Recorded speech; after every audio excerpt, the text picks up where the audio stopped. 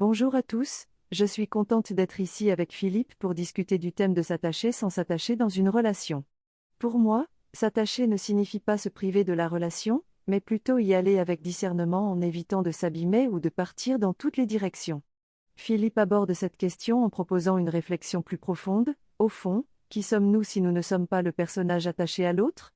Il invite à reconnaître que sur le plan de l'essence, nous sommes une conscience unique, mais dans le relatif, il y a des jeux d'apparence qui nous amènent à vivre en société.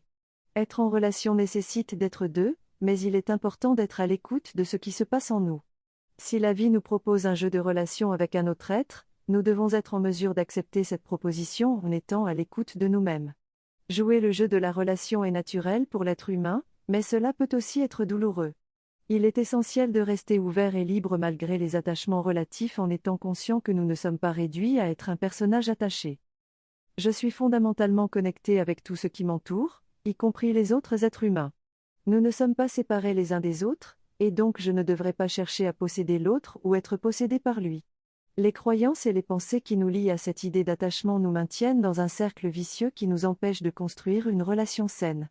Cela étant dit, je reconnais que nous avons tous des peurs et des blessures, mais si nous prenons conscience que cela ne nous définit pas, cela peut aider à changer notre perspective et à rentrer dans une relation sans attente ni condition.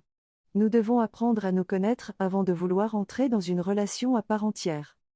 En grandissant, j'ai développé de nouvelles compétences pour réparer mes manques. Je réalise maintenant que je ne suis plus seulement l'enfant carencé en manque. Je suis amour, conscience et je suis bien plus large que le petit personnage que je croyais être. Bien sûr, il y a des moments où je ressens ces émotions, ces peurs, ces angoisses et ces besoins, mais je suis maintenant conscient que ce ne sont que des apparitions. En prenant du recul et en observant mes sensations et pensées, je peux voir le manque, mais je ne suis pas le manque. Je suis la conscience qui voit le manque. En étant à l'écoute de cette conscience, je réalise que j'ai déjà tout ce dont j'ai besoin pour être comblé.